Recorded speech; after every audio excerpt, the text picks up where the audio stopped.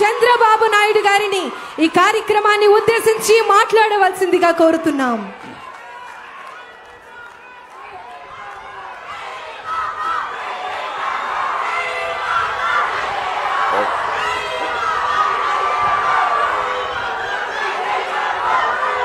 Okay మా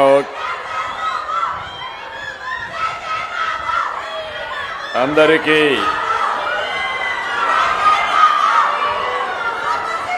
నమస్కారాలు. గౌరవనీయులు ఉప ముఖ్యమంత్రి జనసేన అధినేత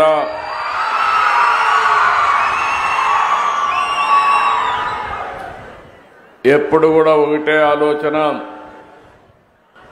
మీరు మంచి పనులు చేయండి, నేను అండగా ఉంటానని మొదటి నుంచి చెప్తున్న వ్యక్తి పవన్ కళ్యాణ్ గారని చెప్పి మీ అందరికీ విజ్ఞప్తి చేస్తున్నాను. అదే మరి గౌరవనీయులు మంత్రివర్గ సభ్యులు నారా లోకేష్ గారికి,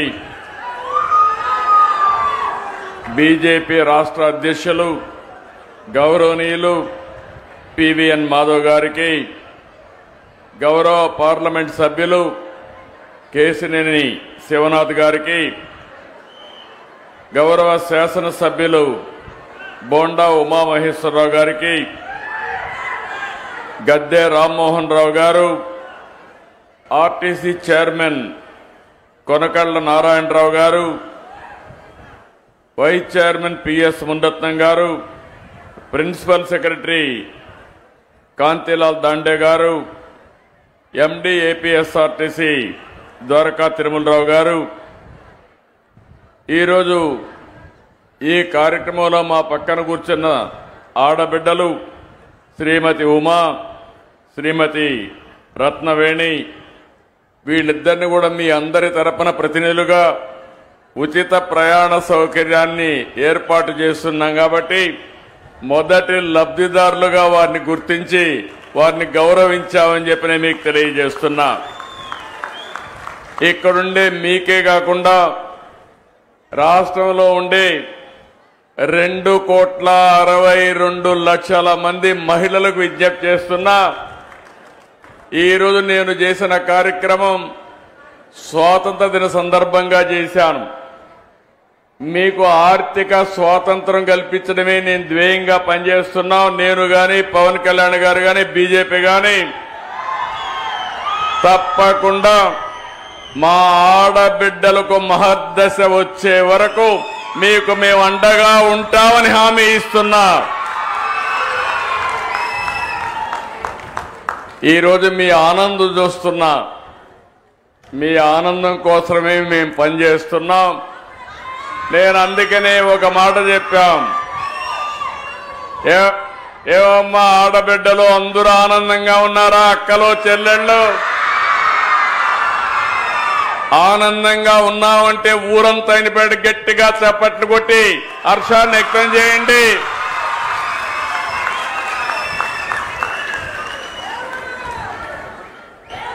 అందుకని ప్రధానమంత్రి గారు వికసిత్ భారత్ 2047 తీసుకొస్తే మనం స్వర్ణాంధ్రప్రదేశ్ 2047 తీసుకొచ్చాం. అందులో మీరు చూస్తే ఆరోగ్యం, ఆనందం, ఆదాయం అందరికీ ఉండాలనే ఏకైక లక్ష్యంతో ముందుకు పోతున్నాం. ఈరోజు మీరందరూ చూసినప్పుడు నేను ఇక్కడికి వస్తే దారంతా బస్సులో ప్రయాణం చేశాం. నేను మిత్రుడు పవన్ కళ్యాణ్ గారు మిగిలిన అందరం కలిసి. మీ ముఖాల్లో ఆనందం చూస్తే నాకు అనిపించింది నా పూర్వజన్మ సుకృతం ఇది. నా ఆడబిడ్డలకు మంచి చేశారని ఒక ఆనందం, ఒక తృప్తి. చాలా రోజులు అనుకున్నాం కానీ స్త్రీ శక్తి ఎప్పుడు ప్రారంభించాలి అంటే ఆగస్టు 15 ప్రారంభించాలని నిర్ణయం చేశామంటే దీని వెనకాల ఒక చరిత్ర ఉంది. మీకు ఆర్థిక స్వాతంత్రం తేవడం, ఆడబిడ్డల గౌరవాన్ని పెంచడానికి ఈ ఎన్డీఏ ప్రభుత్వం పనిచేస్తా ఉందని మరొకసారి మీ అందరికీ విజ్ఞప్తి చేస్తున్నా. పేరు కూడా స్త్రీ శక్తి అని పేరు పెట్టాం. ఇది ఇప్పుడు నుంచి ప్రతి ఆడబిడ్డ బస్సు ఎక్కి రాష్ట్రంలో ఏ ప్రాంతానికి పోవాలన్నా స్వేచ్ఛగా వెళ్లే అధికారం మీకు ఇచ్చామని మీ అందరికీ విజ్ఞప్తి చేస్తున్నాను. సూపర్ 6 ఆ రోజు చెప్తే నమ్మలేదు. ఈ రోజు గర్వంగా చెప్తున్నా సూపర్ 6 సూపర్ హిట్. అవునా కాదా? అవునంటే చేతులెత్తి చెప్పండి అవునని. దీనికి కారణం మీరు ఒక్కసారి ఆలోచిస్తే, నేను పవన్ కళ్యాణ్ గారు బీజేపీ ముగ్గురం కలిసి ఎన్డీఏగా కూటమి ఏర్పాటు చేశాం. ఎన్నికల ముందే పవన్ కళ్యాణ్ గారు ఒక మాట అన్నారు, ప్రభుత్వ వ్యతిరేక ఓటు చీలడానికి వీలు లేదు, రాష్ట్రాన్ని పునర్నిర్మాణం చేయాలి, బేషరతుగా పొత్తుంటుందని చెప్పిన వ్యక్తి పవన్ కళ్యాణ్ గారని చెప్పి నేను మీకు తెలియజేస్తున్నా. అన్ని ఆలోచించుకుని 3 పార్టీలు కూడా మేము ఒకే మాట చెప్పాం, రాష్ట్ర పునర్నిర్మాణం జరగాలి. మీరందరూ కూడా 5 సంవత్సరాలు చాలా ఇబ్బందులు పడ్డారు. నేను అడుగుతున్నా ఇక్కడే వాళ్ళని, 5 సంవత్సరాల్లో ఎప్పుడన్నా నవ్వారమ్మా మీరని అడుగుతున్నా. ఇంట్లో అయినా ఆనందంగా ఉన్నారా అని మిమ్మల్ని అడుగుతున్నా. రోడ్డు మీదకి వస్తే తిరిగి ఇంటికి పోతామని భరోసా మీకుందా అని అడుగుతున్నా. ఈ రోజు హామీ ఇస్తున్నా, నా ఆడబిడ్డల జోలికి ఎవడైనా వస్తే తాట తీస్తా. మీరు నిర్భయంగా ఉండొచ్చు. మీరు ఒకసారి గుర్తుపెట్టుకోవాలి, నాకు మీ మీద ఎక్కడా లేని అభిమానం ఇప్పుడు కాదు, 30 ఏళ్ల నుంచి ఇదే పని చేస్తున్నా. నేను మీటింగుల్లో చెప్పేవాడిని, ఆడబిడ్డల పరిస్థితి చూస్తే చిన్నప్పుడు తల్లిదండ్రుల పైన తల్లి తండ్రి కూడా వీక్ష చూపించేవారు. మగపిల్లలైతే చదివించేవాళ్ళు, ఆడపిల్లలైతే పెళ్లిళ్లు చేసి అత్తవారింటికి పంపించేసేవారు. పెద్ద అయిన తర్వాత భర్త పెత్తనం, సినిమాకు పోవాలన్నా లేకుంటే సరదాగా ఒక షాపింగ్కి పోవాలన్నా పర్మిషన్ తీసుకొని వెళ్ళాలి. భర్తకు మాత్రం పర్మిషన్ లేదు, భార్యకు మాత్రం పర్మిషన్ కావాలి. ఆ తర్వాత మీరు ఆలోచిస్తే, మీ కడుపులో పుట్టిన మీ బిడ్డలు పెద్ద అయిన తర్వాత నీకేంది తెలియదులే, నువ్వు వంటింట్లో ఉండు అని చెప్పేవారు. అప్పుడు నా ఆలోచనే డాక్రా సంఘాలు, మెప్మా సంఘాలను విజ్ఞప్తి చేస్తున్నా. ఆ రోజు నేను ఒక మాట చెప్పాను, గుర్తుపెట్టుకోవాలి, మా ఆడబిడ్డలు తెలివితేటల్లో అందరికంటే ఎక్కువ. ఒక విధంగా చెప్పాలంటే, ఈరోజు మీరు ఆర్టీసీ బస్సుల్లో చూస్తున్నారు. నేను ఆ రోజు ఉద్యోగాల్లో కాలేజ్ సీట్లో రిజర్వేషన్లు పెట్టాను, 33% పెట్టాను. ఆర్టీసీ బస్సుల్లో కండక్టర్లు, డ్రైవర్లు కూడా రిజర్వేషన్లు పెట్టాను. నా ప్రయత్నం ఫలించింది. కండక్టర్లు మాత్రం వచ్చారు, డ్రైవర్లు మాత్రం రాలేదు. తొందరలో ఆర్టీసీలో డ్రైవర్లుగా కూడా మా ఆడబిడ్డలు వచ్చే పరిస్థితి వస్తుంది. తొందరలోనే ఎలక్ట్రికల్ వెహికల్స్ వస్తాయి. స్టీరింగ్ దగ్గర కూర్చుంటే ఆటోమేటిక్గా డ్రైవింగ్ చేసే పరిస్థితి వస్తుంది. కాబట్టి మా ఆడబిడ్డలు పైకి వచ్చే అవకాశం వస్తుంది. ఆ రోజు నేను డాక్రా సంఘాలు పెట్టి అనేక విషయాలు మీకు నేర్పించాను. ఆఫీస్కి ఎట్టబోవాలో చెప్పాను, ఆదాయాన్ని ఎట్ట పెంచుకోవాలో చెప్పాను. మీరు రూపాయి పొదుపు చేయండి, నేను రూపాయి ఇస్తానని పొదుపు ఉద్యమానికి శ్రీకారం చుట్టాం. మీరు ఫైల్స్ తీసుకెళ్తా ఉంటే మగవాళ్ళు ఎగతాళి చేశారు ఆ రోజు. కానీ ఈరోజు నేను గర్వంగా చెప్పగలుగుతున్నా, ప్రతి ఒక్క కుటుంబంలో ఆ కుటుంబానికి ఆర్థిక ఆసరాగా తయారైంది నా తెలుగింటి ఆడబిడ్డలని మరొక్కసారి విజ్ఞప్తి చేస్తున్నా. సుదీర్ఘ ప్రయాణం మొట్టమొదటిసారిగా ఈ రాష్ట్రంలో మనం గుర్తుపెట్టుకోవాలి. ఆడబిడ్డలకు ఆస్తిలో సమాన హక్కు ఇచ్చిన నాయకుడు నందమూరి తారక రామారావు గారు. ఆడబిడ్డలు చదువుకోవాలని మహిళా విశ్వవిద్యాలయాన్ని ఏర్పాటు చేసిన వ్యక్తి ఎన్టీఆర్. ఆడబిడ్డలకు కూడా రాజకీయాల్లో ప్రవేశం రావాలని స్థానిక సంస్థల్లో 9% రిజర్వేషన్లు పెట్టిన వ్యక్తి ఎన్టీ రామారావు గారు. ఈరోజు కేంద్రంలో ఉండే ఎన్డీఏ 33% ఆడబిడ్డలకు చట్టసభల్లో రిజర్వేషన్లు పెట్టారు. అది ఈరోజు మనం సాధించిన విజయం. దీనికి మనస్ఫూర్తిగా నరేంద్ర మోడీ గారిని అభినందిస్తున్నానని చెప్పి కూడా నేను మీకు తెలియజేస్తున్నా. ఈరోజు నేను అడుగుతున్నా ఈ కుండే వాళ్ళందరినీ 64 లక్షల మందికి ఎన్టీఆర్ భరోసా పింఛన్లు ఇచ్చాం. మీరు ఒక్కసారి గుర్తుపెట్టుకోవాలి. ఒకప్పుడు మీరు చూస్తే 5 ఏళ్లు పట్టింది 2000 నుంచి 3000 చేయడానికి.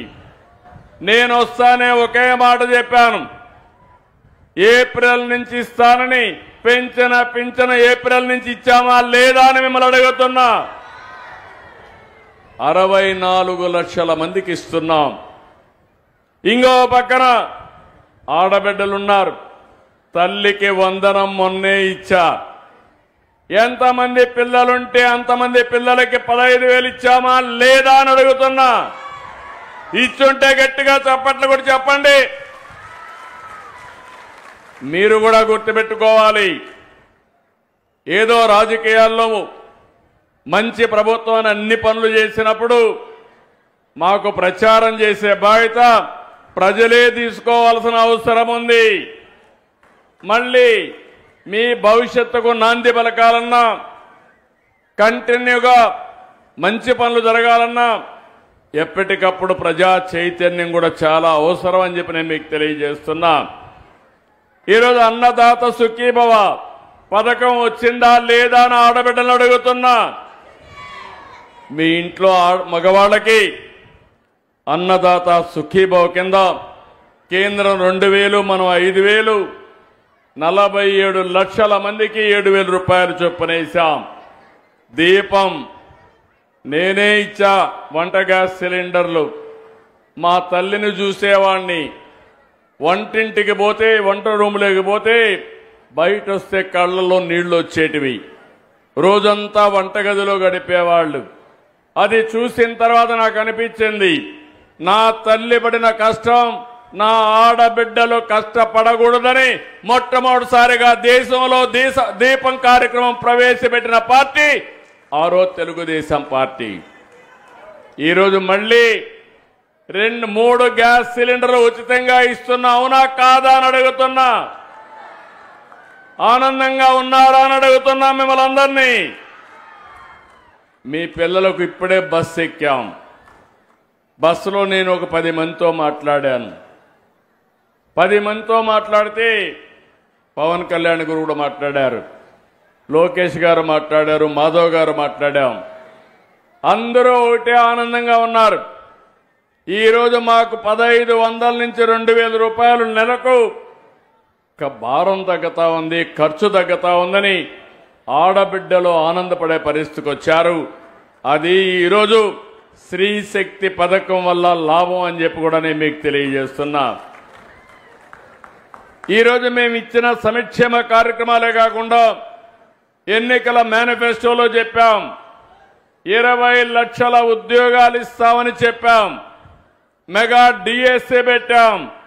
16,347 ఉద్యోగాలు ఈ మంత్ ఎండ్కి ఇచ్చే పరిస్థితి వస్తుంది.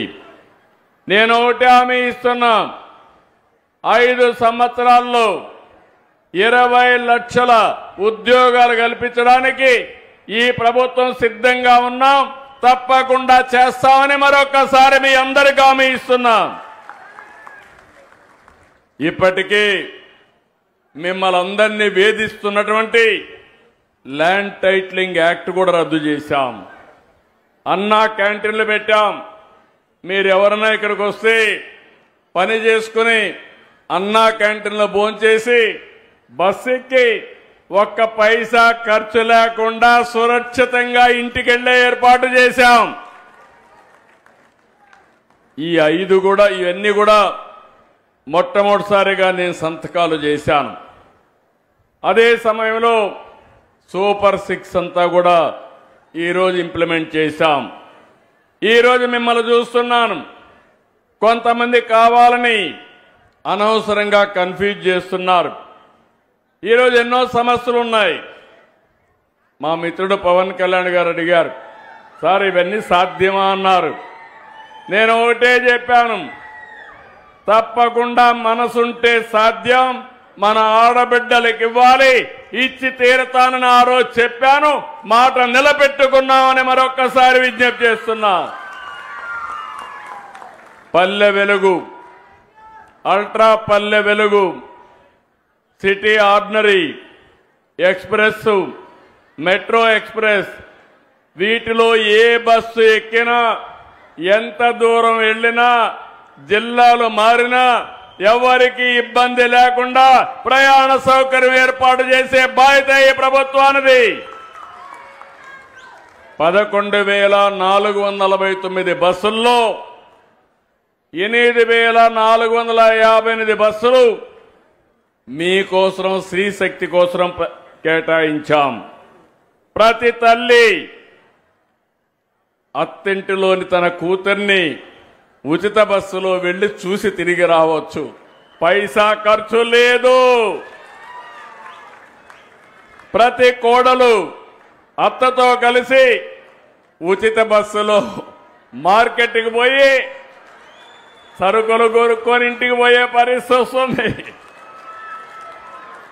ప్రతి మహిళ, ప్రతి యువతి ఉద్యోగానికి, విధులకు ₹1 ఖర్చు పెట్టకుండా అదనంగా డబ్బులు సంపాదించుకునే పరిస్థితి వస్తుంది. వృద్ధుల హాయిగా దేవాలయాలు, శ్రీకాకుళం నుంచి మంత్రాలయం వరకు, శ్రీశైలం వరకు ఉచితంగా ప్రయాణ సౌకర్యాలు ఏర్పాటు చేసుకోవచ్చు. పుణ్యక్షేత్రాలన్నీ దర్శించుకోవచ్చు. చిరు వ్యాపారులు, మీ ఉత్పత్తులను చూశాను. కొంతమంది నాకు చెప్పారు, మేము చేపలు అమ్ముకుంటున్నాం, విజయవాడ నుంచి కొన్ని వస్తువులు తీసుకుపోయి అమ్ముతున్నాం. ఈరోజు మాకైతే రోజుకు ₹100 బస్ ఛార్జీలు అవుతాయి, అది మిగులుతుందని వాళ్ళు చెప్పినప్పుడు చాలా సంతోషం కలిగింది. నరేగా పనులకు వెళ్లేవాళ్ళు, కూలీ పనులకు వెళ్లేవాళ్ళు ఆర్టీసీ బస్సుల్లో వెళ్ళి మీరు పనిచేసి మళ్ళీ ఇంటికి పోయే పరిస్థితి వస్తుంది. నేను ఎన్నోసార్లు చెప్పాను, అనేక కార్యక్రమాలు తీసుకొచ్చాం. ఈరోజు ఈ కార్యక్రమం ద్వారా 2,62,00,000 మంది మహిళలకి లబ్ధి చేకూరే ఏకైక కార్యక్రమం ఈ యొక్క స్త్రీశక్తి అని చెప్పి కూడా నేను మీకు తెలియజేస్తున్నా. దీనికి డబ్బులు అవుతాయి, పర్వాలేదు, మీ ఆశీస్సులు ఉన్నాయి. మీ ఆశీస్సులున్నంత వరకు కొండనైనా బద్దలు చేసే శక్తి ఎన్డీఏ ప్రభుత్వానికి ఉంది. వెనక్కి తిరిగి చూసే సమస్య లేదు. దూసుకెళ్తాం తప్ప వెనక్కి చూడమని చెప్పి కూడా నేను మీకు తెలియజేస్తున్నా. ఈరోజు కొన్ని చూస్తే బస్సులో మేము గుర్తింపు కోసం ఎంతమంది వచ్చారో లెక్కేసుకోవడం కోసం బోర్డింగ్ పాయింట్ నుంచి గమ్యం వరకు ఎంత దూరం వెళ్తారో జీరో టికెట్ కింద దీన్ని అందరికీ ఇష్యూ చేస్తున్నాం. ₹1 కూడా ఎక్కడ పే చేయొద్దండి. చాలా స్పష్టంగా ఉండండి. ఇది ఒక అన్నగా మేమిచ్చే మీకు ఒక వరం, ఒక కానుకని మరొకసారి నా ఆడబిడ్డలందరికీ విజ్ఞప్తి చేస్తున్నా. ఒకప్పుడు ఆర్టీసీ బస్సుల్లో నేను కొన్ని సీట్లు మీకు రిజర్వ్ చేసి పెట్టాను. ఈరోజు ఉచితంగా ప్రయాణ సౌకర్యం ఏర్పాటు చేస్తున్నాను. ఇంకో పక్క ఈరోజు జీరో ఫేర్ టికెట్ మీరు ఎక్కడికక్కడ వాళ్ళు ఇస్తారు, మీకు ఒక అవగాహన వస్తుంది. అది తీసుకొని మీ ఆధార్ నెంబర్ కానీ అథెంటికేషన్ కోసం ఏ నెంబర్ ఇచ్చినా అది సరిపోతుందని చెప్పి కూడా నేను మీకు తెలియజేస్తున్నాను. ఈరోజు మీరు ఆసుపత్రికి పోయేవాళ్ళు కానీ, స్కూళ్ళకు పోయేవాళ్ళకి కానీ, కాలేజీలకు పోయేవాళ్ళకి కానీ, ప్రభుత్వ కార్యాలయాలకు పోయేవాళ్ళకి కానీ, మార్కెట్ కోసం పట్టణాలకు వెళ్ళే వాళ్లకు ఇది చాలా ఉపయోగపడుతుంది. అయితే ఈరోజు అన్ని ప్రికాషన్లు తీసుకున్నాం. ఎందుకంటే ఉండే బస్సులన్నీ కూడా ఆపరేషన్లో పెట్టాం, అన్ని బస్సుల్ని కండిషన్లో ఉంచాం. అదే సమయంలో 4-5 రివ్యూ మీటింగులు కూడా పెట్టి డిపార్ట్మెంట్ని అప్రమత్తం చేశాం. ఎక్కడ ఏ బస్సు నిలవడానికి వీలు లేదు. ఒకవేళ ఎక్కడన్నా ఇది వస్తే ఇమ్మీడియట్ గా రిపేర్ చేయడానికి కూడా పర్యవేక్షణ కోసం మనుషులు పెట్టాం. బస్సులన్నిటికీ ఎక్కడ బయలుదేరుతుంది, ఎక్కడుంది, ఇవన్నీ కూడా మీ సెల్ ఫోన్లోనే మీరు చూసుకునే విధానానికి శ్రీకారం చుట్టామని చెప్పి కూడా నేను మీకు తెలియజేస్తున్నా. ఇది రియల్ టైం ట్రాకింగ్ సిస్టమ్ కూడా తీసుకొచ్చాం. దీనివల్ల ఎక్కడా ఇబ్బందులు లేకుండా చేస్తామని కూడా హామీ ఇస్తున్నా.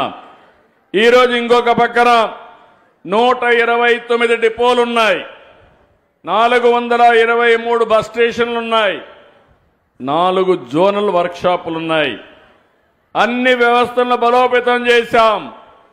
నేను ఒకటే ఆర్టీసీ సిబ్బందికి మేనేజ్మెంట్కి విజ్ఞప్తి చేస్తున్నా, మా ఆడబిడ్డలకు ప్రయాణ సౌకర్యం ఏర్పాటు చేస్తున్నాం. ఇబ్బందులు లేకుండా నడిపే బాధ్యత మీదని మరొకసారి వారికి విజ్ఞప్తి చేస్తున్నాను. మీరు ఫెయిల్ అయితే నేను మాత్రం రోడ్డు మీదకే వస్తా. ఆ విషయం కూడా ముందుగానే అప్రమత్తం చేస్తున్నా. ఆ పరిస్థితి రానిరని చెప్పి నేను మా వాళ్ళని కోరుతున్నాను. ఈరోజు నేను ఒకటే ఆలోచిస్తున్నాను, మా ఆడబిడ్డలకి ఉచిత ప్రయాణ సౌకర్యం శ్రీశక్తి ద్వారా ఇస్తూనే ఆర్టీసీలు కూడా డబ్బులు సంపాదించే మార్గాలు ఆలోచిస్తున్నా. లేకపోతే డబ్బులు లేకపోతే రాబోయే రోజుల్లో బస్సులు కూడా తిరగవు. అందుకనే మీరు ఒక్కసారి చూస్తే రాబోయే రోజుల్లో పార్సల్ సర్వీస్ని కానీ, ఇక్కడ బ్రహ్మాండమైన బిల్డింగ్లు ఉన్నాయి, ఈ బిల్డింగ్లన్నింటిలో కానీ కమర్షియలైజ్ చేసుకుంటే ఎక్కువ రెంట్లు వస్తాయి. అలాంటి యాక్టివిటీస్ చేయడం కానీ, ఓనర్స్ ఆర్టీసీ ఉంటారు కానీ ఆదాయం వచ్చే మార్గాలు కూడా చూస్తామని చెప్పి నేను మీకు తెలియజేస్తున్నా. భవిష్యత్తులో నాకు ఒక కల ఉంది, ఒక ఆశయం ఉంది.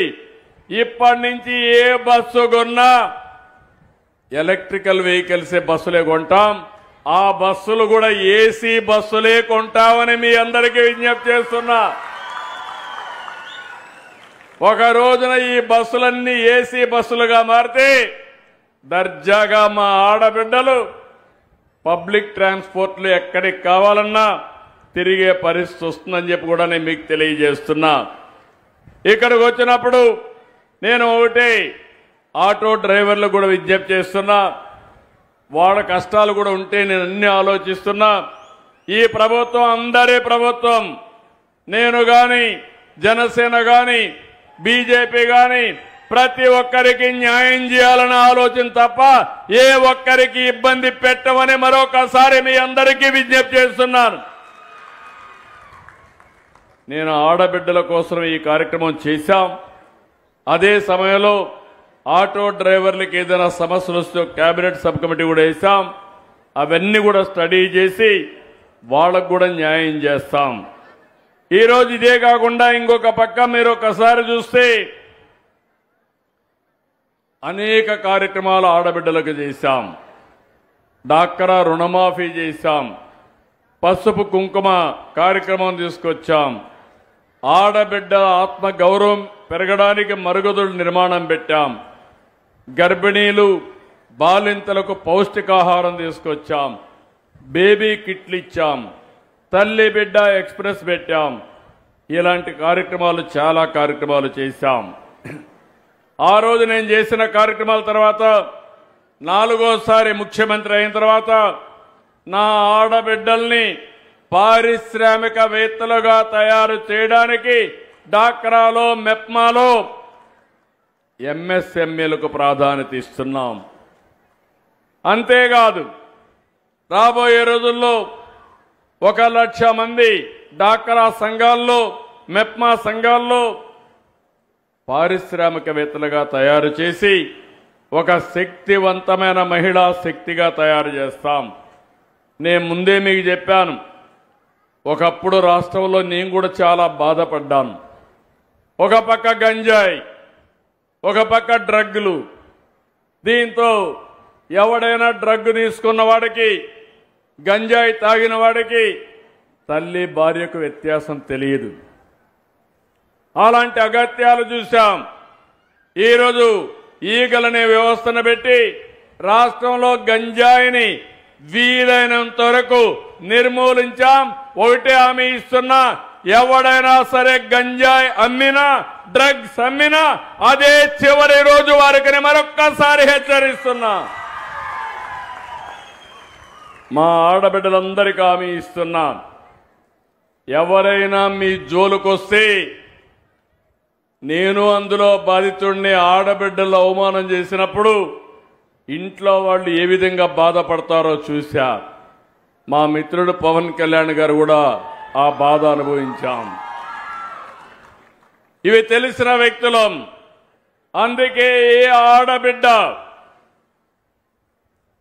క్యారెక్టర్ అసాసినేషన్ కింద అవమానం చేసే పరిస్థితి ఎవడొచ్చినా సోషల్ మీడియాలో కానీ ఎక్కడ చేసినా వదిలిపెట్టనని మరొక్కసారి హెచ్చరిస్తున్నా. నేను అడుగుతున్నా ఈ కొండే మిమ్మల్ని అందరినీ, ముందుకి ఇప్పటికీ పరిస్థితులు మారాయా లేదా అని అడుగుతున్నా. మారాయంటే చేతుల పైకి చెప్పండి, మారాయా లేదా? మీలో ధైర్యం వచ్చిందా లేదా? అందుకే వాళ్ళని ఒకటేసారి హెచ్చరిస్తున్నా, తమాషా అనుకోవద్దండి. ఇక్కడ ఎన్డీఏ ప్రభుత్వం ఉంది. తెలుగుదేశం, జనసేన, బీజేపీ కలిసి ఉన్నాం. ఎవడైనా తోక దిప్పితే తోక కట్ అయిపోతుందని మరొక్కసారి హెచ్చరిస్తున్నా. ఏ కార్యక్రమం చేసినా ఇంత మునిపి లోకేష్ గారు కూడా 1-2 విషయాలు చెప్పారు. తప్పకుండా అవన్నీ కూడా ఎగ్జామిన్ చేస్తాం. ఎగ్జామిన్ చేసి ఆడబిడ్డల భద్రతకు ఏదైనా సమస్యలుంటే అలాంటి పైన ప్రత్యేకమైన చట్టాన్ని తేవడానికి కూడా ఈ ప్రభుత్వం ఏ మాత్రం కూడా వెనకడుగు ఇయ్యమని చెప్పి కూడా నేను మీకు తెలియజేస్తున్నా. అదే మరిగా ఆర్టీసీ సిబ్బందిని కూడా ఒక్క విషయం ఈ సందర్భంగా కోరుతున్నా. బిగినింగ్లో మా ఆడబిడ్డలు ఉత్సాహంగా వచ్చి బస్సుల్లో ఎక్కినప్పుడు ఓసారి అమితమైన ఉత్సాహంతో కూడా ఉంటారు. అలాంటప్పుడు మీరు కూడా ఓపికగా ఉండండి. ఆడబిడ్డలు మీరు కూడా గుర్తుపెట్టుకోవాలి, డ్రైవర్ని కండక్టర్ని గౌరవిస్తే తప్ప మనం సుజావుగా ప్రయాణం చేయలేం. ఈ 2 కూడా చేయాల్సిందిగా నేను కోరుకుంటూ, చేస్తారని చెప్పి ఆశిస్తూ నేను ఒక్క విషయం చెప్పాలి. ఈ కార్యక్రమాన్ని ఫెయిల్ చేయడానికి చాలా మంది ప్రయత్నం చేస్తున్నారు. నేను ఏది మంచి చేయాలంటే నేను యజ్ఞం మారిగా రాత్రింబగళ్ళు కష్టపడి చేస్తున్నా. ఈరోజు మనకు ఆర్థిక ఇబ్బందులు ఉన్నాయి. అన్ని వ్యవస్థలు విధ్వంసం అయిపోయినాయి. మీరు చూశారు మొన్నటి వరకు అమరావతి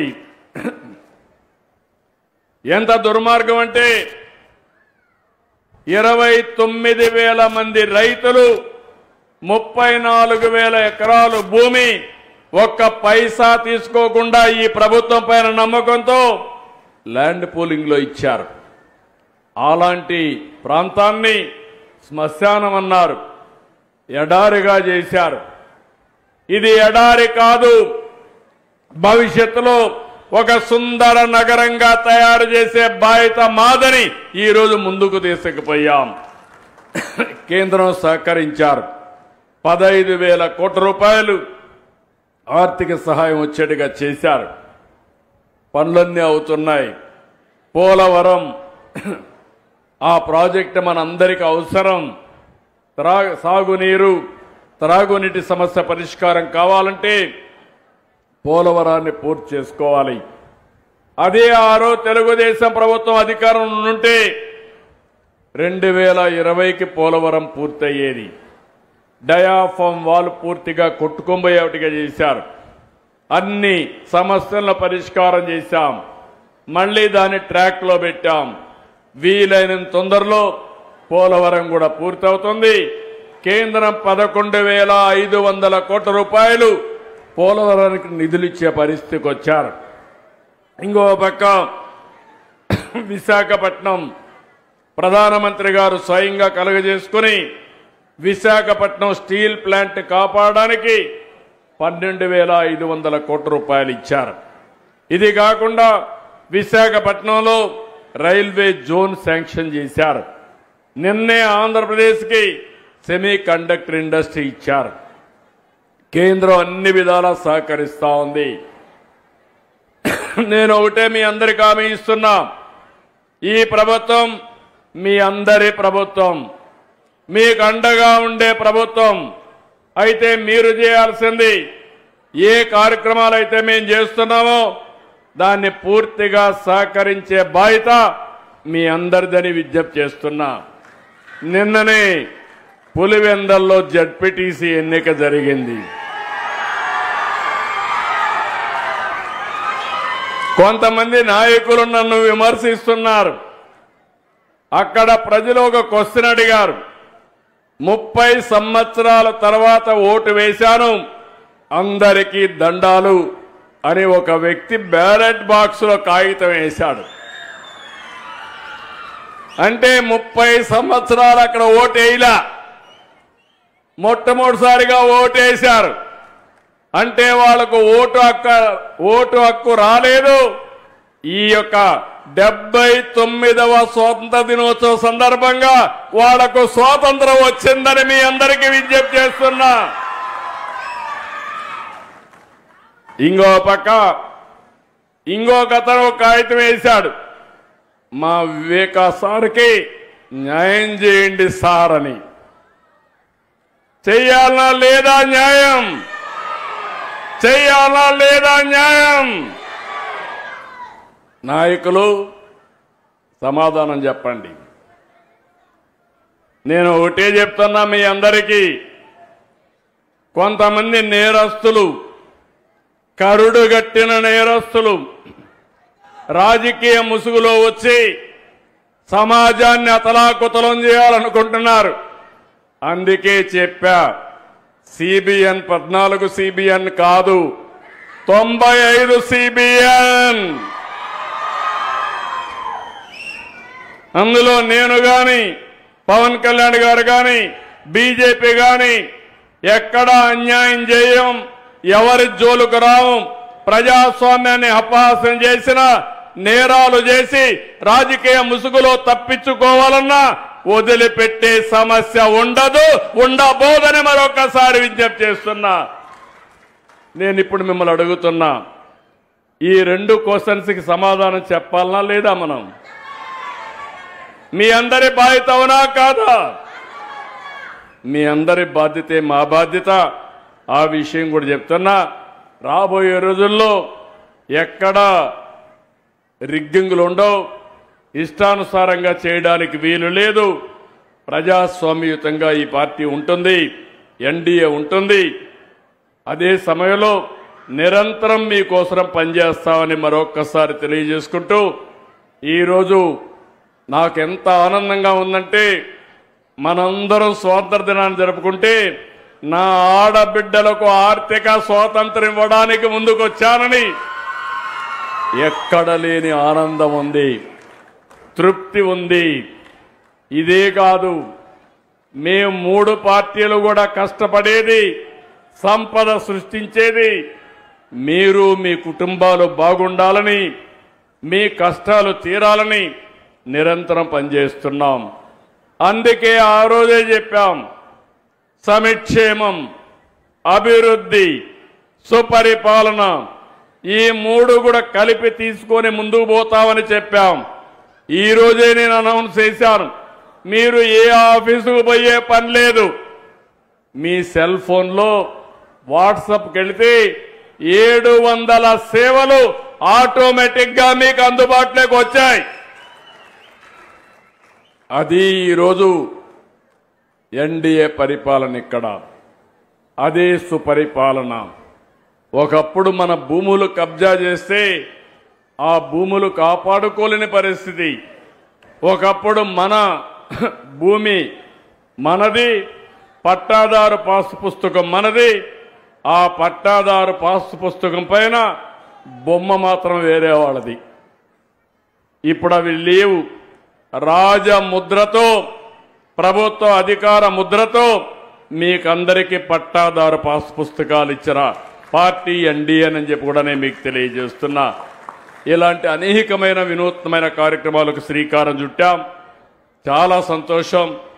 ఈరోజు మళ్ళీ చెప్తున్నా, నేను ఏ కార్యక్రమం చేసినా మొట్టమొదట నేను చేయబోయేది మా ఆడబిడ్డల్ని దృష్టిలో పెట్టుకొని చేస్తానని మరొక్కసారి మీ అందరికి హామీ ఇస్తూ మీ అందరి దగ్గర సెలవు తీసుకుంటున్నా.